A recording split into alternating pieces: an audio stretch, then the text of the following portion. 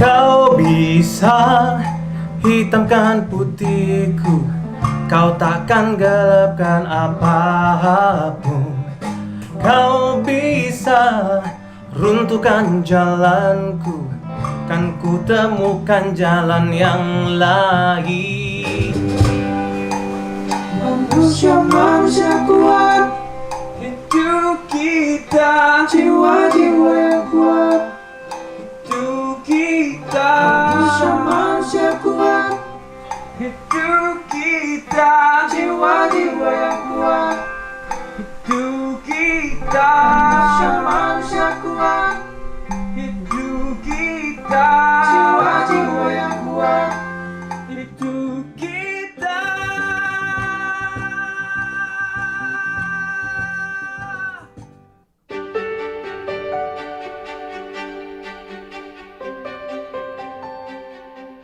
Saya perkenalkan komunitas Mata Hati. Kalau di sini yang hadir, ini personel bandnya ada saya, Dani. Biasanya di gitar dengan vokal juga. Terus ada Prana Karensa di sebelah kiri saya. Terus ada lagi siapa namanya? Alfian di perkusi. Kemudian ada Aswar. Aswar ini saat ini pegang bass. Selain itu dia juga digital recording. Dia multi talents. Sejarahnya berdiri tahun 2000. Saat itu foundernya ada 3 orang. Yang pertama Bagus Adimas, yang kedua Bu Fitri, yang ketiga almarhum Gandhi Wicaksono. Saat itu mereka ingin menghadirkan suatu formasi musik untuk teman-teman tunanetra yang nggak sekedar bisa mijet atau masas, tapi bagaimana ada mata pencaharian lain, karena saat itu sangat-sangat terstigma sekali kalau teman-teman tunanetra itu adalah masir, semata-mata terapis ya. Kalau sekarang bahasanya terapis begitu, atau juru pijat. Nah, namun mereka ingin menghadirkan bahwa teman-teman tunanetra bisa main musik dan main musiknya nggak asal. Singkat cerita, masuk berturut-turut ada saya dan teman-teman yang lain. Dan tahun 2007, yang awalnya kelompok musik bermetamorfosis jadi sedikit nge-LSM istilahnya. Apa sih yang bisa dikontribusikan buat ya nggak usah tinggi-tinggi negara gitu. Teman-teman mulai menggagas kegiatan sosial, diantaranya tahun 2008 pengadaan printer braille dan software JAWS.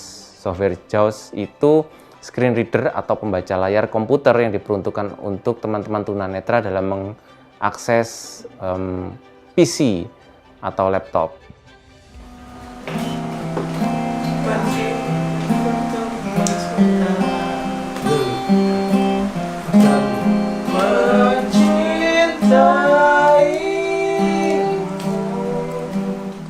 Nyampang berjalannya waktu, komunitas Mata Hati bukan ansih ngeband, tapi tempat berprosesnya teman-teman, laboratorium teman-teman anak-anak negeri yang peduli sesama.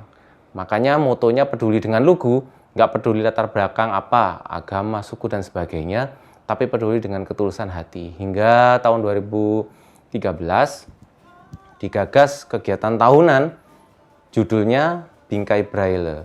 2014 juga hampir sama. Jadi 2014 teman-teman diharuskan mempunyai ide dan bisa menerjemahkan atau mengekspresikannya kepada publik. Makanya tahun 2014 ada lomba public speaking. Nah, teman-teman tunanetra di situ berlomba mengangkat idenya, kemudian berbicara di depan umum. Ada pelatihannya juga sih sebelum lomba. Terakhir tahun 2019. Nah, itu ada namanya Babat Alas Amarta. Nggak cuman musik, tapi juga teman-teman mencoba mengekspresikan pesan itu lewat teater.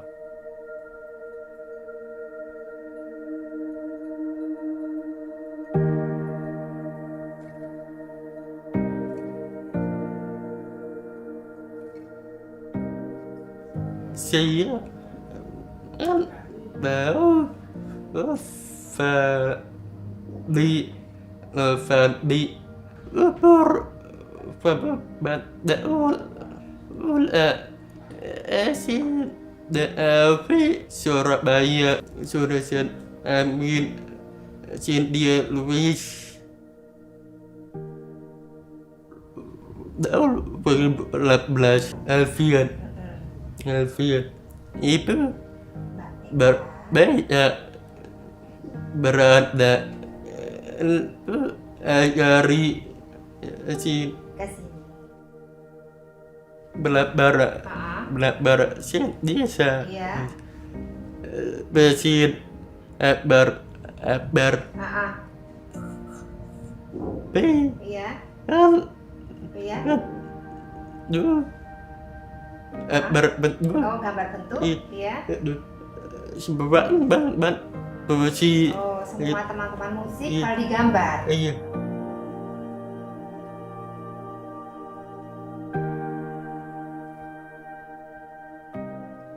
Nama saya Mira. Saya memiliki empat orang putra. Kebetulan Valdi anak saya nomor 2. Jadi Valdi alhamdulillah sejak gabung dengan teman-teman di Fabel di sini tahun 2016 itu dia kemandiriannya bertambah.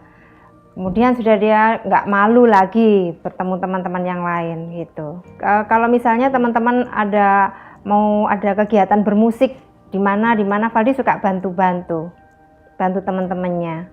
Dan alhamdulillah sudah banyak perubahan di Valdi sejak di sini, sejak gabung di KMH.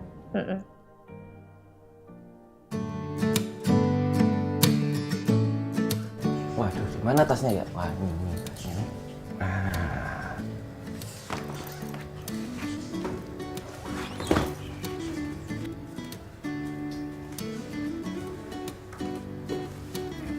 Ya.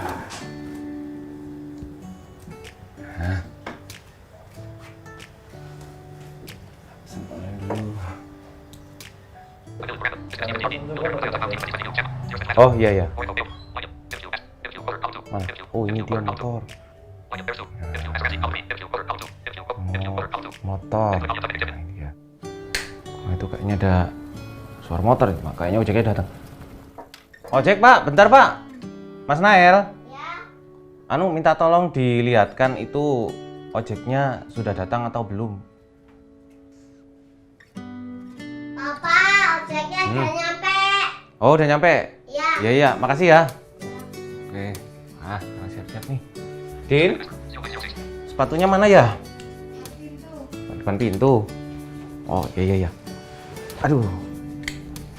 Oke, makasih. Ya. Mana sih? Yaudah, berangkat dulu ya. Iya. Oke. Oke. Hai.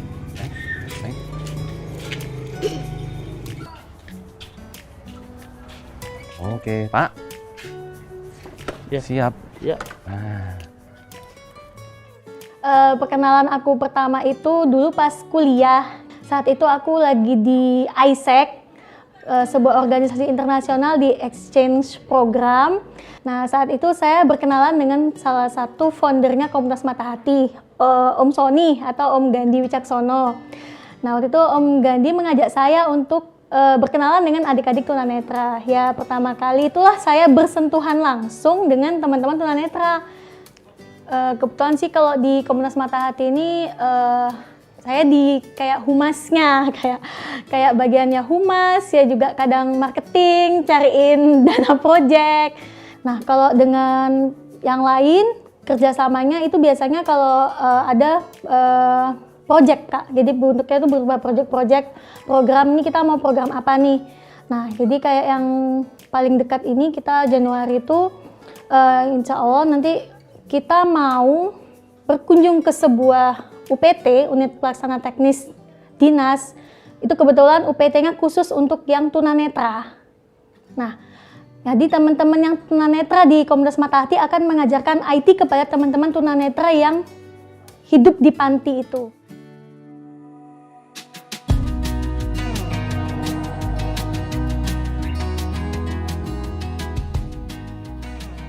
Jadi sebetulnya untuk teknologi itu sudah sangat terjangkau ya untuk disabilitas di era milenial ini sejak tahun 2013. Kita menggunakan, kalau yang teman-teman tunanetra menggunakan fitur namanya pembaca layar. Jadi ada pembaca layar, konsepnya adalah mengubah beberapa gestur yang ada di dalam handphone, yang biasanya itu ketika kita sentuh layarnya, tek, pada aplikasinya itu terbuka, langsung kebuka. Ini alih-alih dia membuka, dia akan menyebutkan ya, membacakan aplikasi apa yang sedang kita sentuh, yang ada di bawah jari kita. Untuk komputer juga ataupun laptop pada prinsipnya sama, kita menggunakan pembaca layar yang mana itu dia membacakan apa-apa saja yang sedang disorot oleh kursor kita. Itu untuk pembaca layar sekarang yang lagi ngetren namanya NVDA. Coba di googling aja sama teman-teman, NVDA, Non-Visual Desktop Access. Sebuah pembaca layar yang sangat customable dan open source.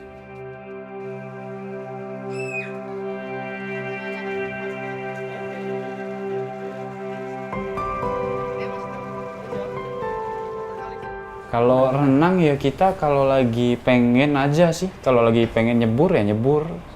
Saya mah masih belum bisa renang juga. Mau bareng-bareng juga si Prana belum bisa gandeng orang kalau renang juga, susah juga.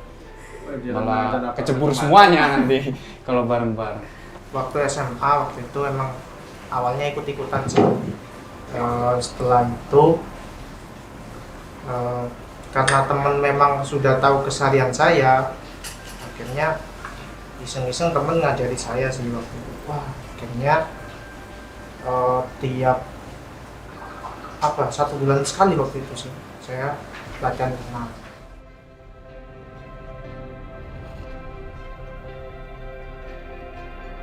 Keinginan teman-teman untuk bisa sama dengan teman-teman yang tidak disabilitas itu harus ditunjang dengan pengetahuan antara kedua belah pihak. Bagaimana disabilitas mempunyai kemampuan berkomunikasi yang baik dengan teman-teman sekitarnya. Tolong sekarang dirubah cara berpikirnya. Tidak semata-mata belas kasihan. Karena kita harus berpikir ketika teman-teman seperti saya diperlakukan seperti itu sama dengan membiarkan mereka terpuruk semakin jauh ke dalam kelemahannya. Kedua, bagaimana teman-teman di sekitar ya, masyarakat umum mendorong teman-teman disabilitas untuk dapat berperan aktif. Beri dia tugas yang bisa dia lakukan, ajak dia untuk gabung ke kegiatan Anda semua. Ya, beberapa fakta yang sudah saya temukan, ternyata ketika kita berpartisipasi di masyarakat, ya mungkin pada umumnya berpikiran bahwa masyarakat itu seperti ini ya, itu dari bagi disabilitasnya. Ya, saya waktu itu pengalaman sedikit sih, sampai masang sepatu aja dipegangin sama mereka gitu. Jadi itulah gunanya kita berpartisipasi terlebih dahulu, sehingga lingkungan akan mengerti bahwa oh ya ternyata teman-teman itu bisa sebenarnya. Tapi saya juga mau berpesan untuk teman-teman yang disabilitas. Pertama yang harus kalian sadari bahwa ya kalian ini memang disabilitas. Itu harus diterima, dan ya terus kalau sudah disabilitas mau apa gitu? Apakah kita mau menuntut aja hak kita dipenuhi, atau kita mau berdaya gitu? Jangan sampai ketika kita menjadi disabilitas kita semakin tidak berdaya sehingga merepotkan orang-orang yang ada di sekitar kita. Yang kedua, untuk teman-teman untuk menolong dan mengasihani disabilitas, tapi tolonglah mereka agar mereka bisa selanjutnya menolong diri mereka sendiri. Gitu aja. Yang disabilitas jangan kebanyakan asumsi orang lain akan menolong kita, asumsi kita akan diberi sesuatu oleh orang lain, asumsi yang kita terpenuhi. Ayo terus kita berkontribusi.